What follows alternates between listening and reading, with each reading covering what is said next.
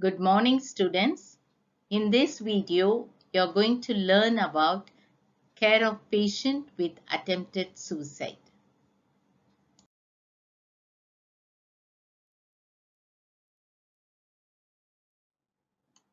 The objectives are students will be able to define terminologies related to suicide, enumerate the warning signs that someone may attempt suicide, discuss the etiological factors related to attempted suicide, list down the consequences of suicidal attempt, enumerate the factors that help decrease stigma and risk of attempted suicide, and explain the nursing care of patient with attempted suicide. A suicide attempt is an attempt to die by suicide that results in survival. There are 25 suicide attempts for every suicide completion. The ratio is about 25:1 in youths compared to about 4:1 in elderly. A suicide attempt itself is a traumatic event. Survivors are shaken, fragile, and the act as well as the immediate aftermath of an attempt is difficult to talk about. The hour after a massive injury is considered the golden hour during which the chance of recovery are highest. They would need someone who treats them with kindness and respect. Nurses play a role in the rehabilitation of patients who have attempted suicide and help patients to adopt with underlying stressors as well as referral for other supportive services. Now let's see some of the definitions.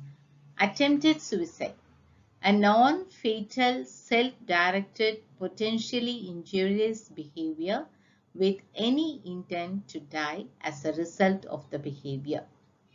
What is suicidal ideation? It is the passive thoughts about wanting to be dead or active thoughts about killing oneself, not accompanied by preparatory behavior. What is suicidal behavior? It refers to talking about or taking actions related to ending one's own life. The warning signs that someone may attempt suicide. Talking about, talking that they feel so hopeless, trapped, or alone, saying they have no reason to go on living, making a will or giving away personal possessions, searching means of doing personal harm, such as buying a knife or gun, alteration in sleep, maybe sleeping too much or too little, engaging in reckless behaviors including excessive alcohol intake or drug consumption, avoiding social interactions with others, revenge taking, signs of extreme anxiety or agitation, and dramatic mood swings. The etiological factors of attempted suicide, they are genetic factors, psychological factors, physical factors, and other factors. The genetic factors, it increases with family history of suicide. Risk for suicide is 2 to 8 times higher in first-degree relatives such as parents, siblings, or children who died by suicide than in general population. And personality traits in adolescence such as impulsive traits, unemotional traits, aggressive personality traits, and sexual and physical abuse are related to the suicidality. And neurotransmitter changes, for example, lower levels of serotonin was found in the brains of people with history of suicidal attempt. Psychological factors, depression. Depression, especially major depression, is 20 times more almost two-thirds of people died by suicide or depressed at the time of their death. And personality disorders like uh, such as panic, anxiety, obsessive compulsive disorders, and eating disorders, somatoform disorders, and people with alcohol, drug dependence, or depressed, and so they are at greater risk for committing suicide. And desire for death is a individual perception, say perception of being a burden to others, or a feeling of not belonging, not feeling connected to a family or relationships.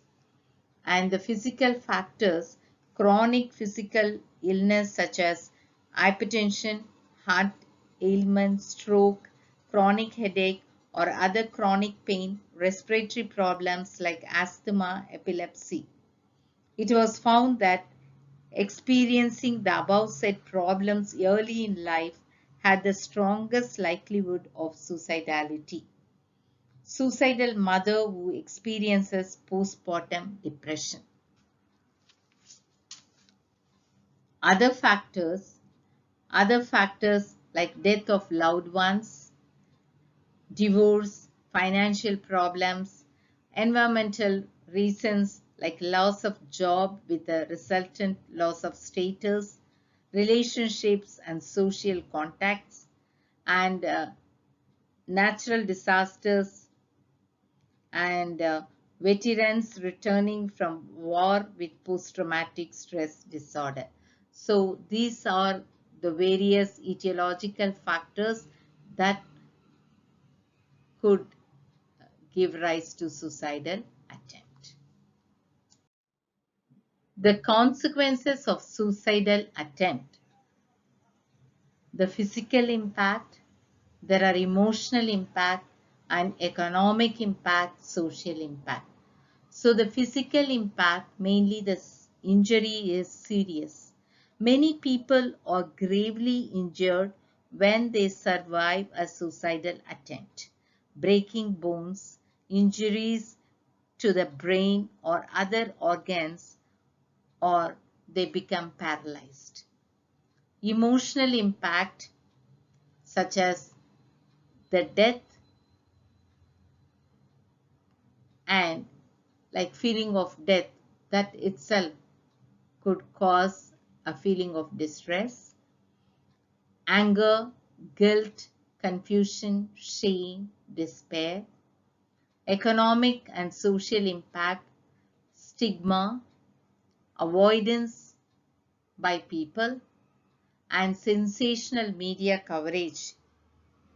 In many countries, newspapers and other media cover suicides in a sensational manner. There are certain factors that help decrease stigma and also the risk of attempted suicide. The first one, effective clinical care for physical, mental, and substance abuse disorder. So usually these are the reasons for a person thinking about not to live. But when there is a good care, the individual is taken care of, so it reduces the risk of attempting suicide.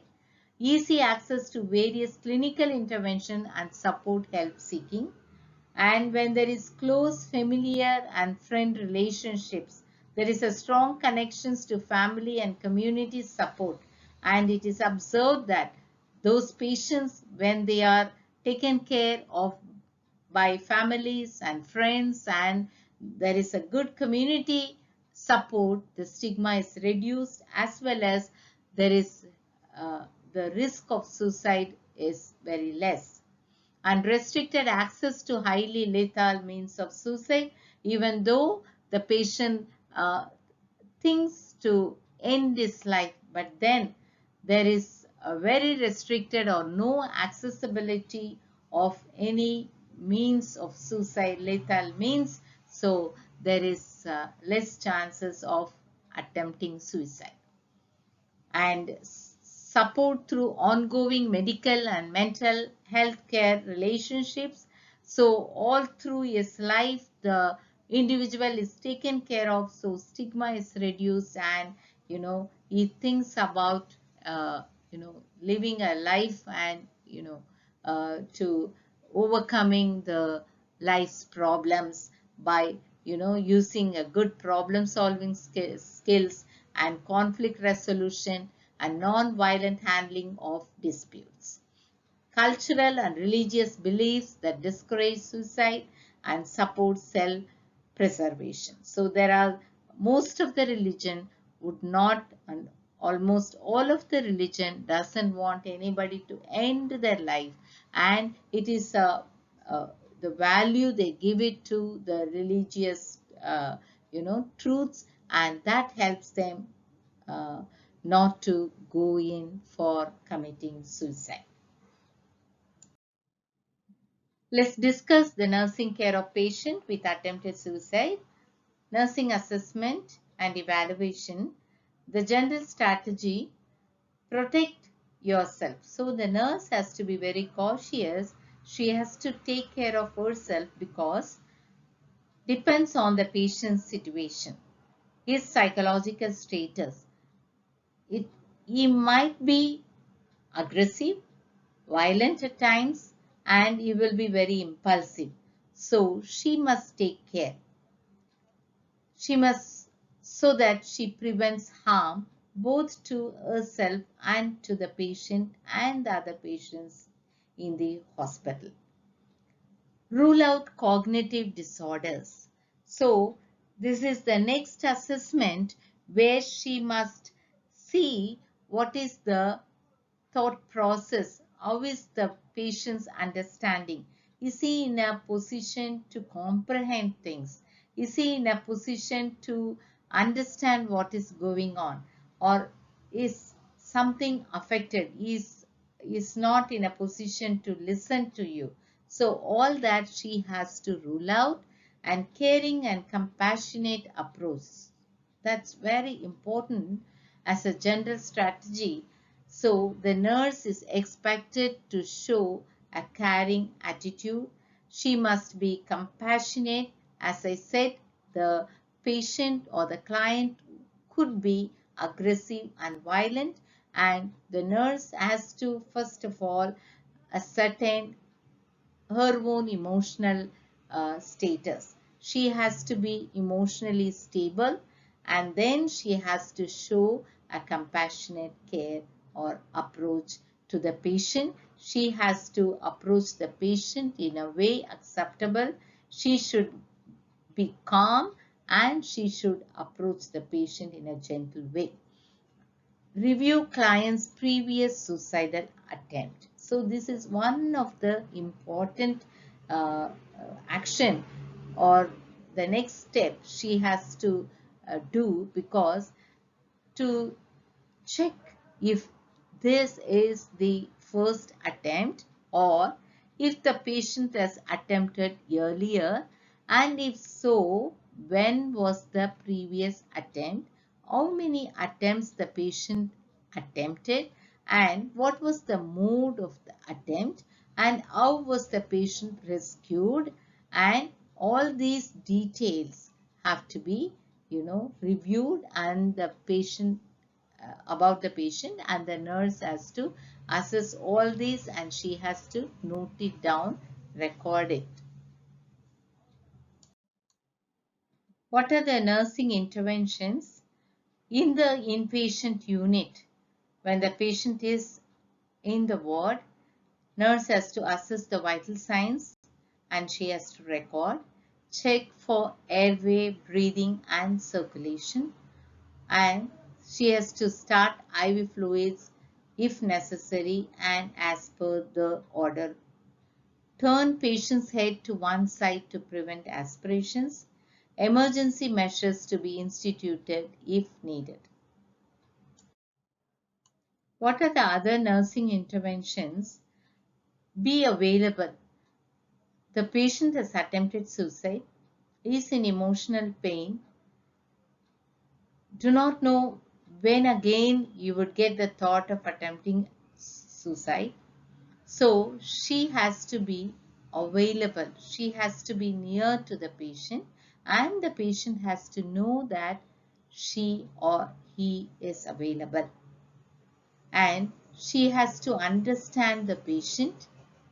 She has to listen to the patient. See, you can look at the patient here. The nurse is allowing the patient to express her emotions, to cry and to say a problem, and the nurse is listening and she is ready to offer the help. Acknowledge the suicide attempt. See, that's very important because the client or the patient thinks or knows that somebody is there to care for me. I'm not neglected. I am still wanted. So here you see, could be a nurse, uh, saying, I'm sorry for what had happened. And because he takes the suicide attempt seriously. What kind of things threaten your hope? Most of the times when the client commits suicide, they go into a state of hopelessness. They don't have anybody to hold on, nothing to hold on. So they think that's the end of everything. So here is the person when he's asking, what kind of things threaten your hope? See, this enables the client who has attempted suicide to express. So that is a very big help which is offered to the patient who has attempted suicide. Don't be judgmental to the patient. Nurse pointing out a finger and telling the patient, you were wrong. You should not have done it. Don't make client feel guilty. Weren't you thinking of your family or friends? So anything that you tell, if that makes the patient feel guilty, it will worsen the situation. It will still make the patient lose confidence and he might again think about committing suicide. Guilt is a very strong emotion which affects the patient so much and he will go into a, a phase of distress. So please avoid making the patient feel guilty. Give some time to the patient to think over, to come back to the previous state, and then initiate activities according to the patient's interest and talk to the patient and talk about it's very important the follow-up care of the patient and also to talk about the adherence to medication and treatment regime and you know after hospitalization the suicidal attempts often are returned to the same problematic environment that contributed to their suicide risk. So follow-up care, especially during the 4 weeks after a suicide attempt and particularly after discharge from an inpatient facility or hospital is very important and the patients need ongoing assessment. Let's see what are the nurse's responsibility if no evidence of life in the body. Leave the body in the same position or in the same room.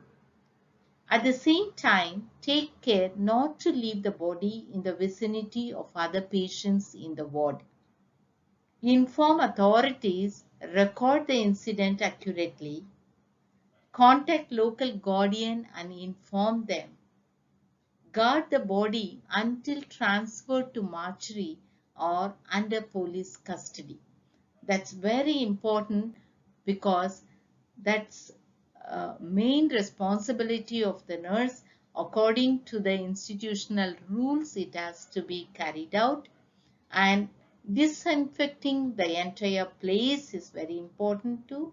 take care of patient's belongings, because until the patient's relatives arrive, it is the nurse's responsibility to hand over the belongings and get the signatures. Carry out death formalities according to the institutional policy, and implement necessary care and safety to every other patients in the unit. So there is possibility that the other patients in the unit would get affected. So it is nurse's responsibility to guard the patient, to protect the patient, to take care of the patient. If some of the patient shows symptoms of depression, or some of the patient is distressed or agitated, so nurse's responsibility to take care of the patient and see that every patient is safe in the unit. Conclusion: nurses have an unique opportunity to create suicide-safer communities that preserve, protect, and promote life.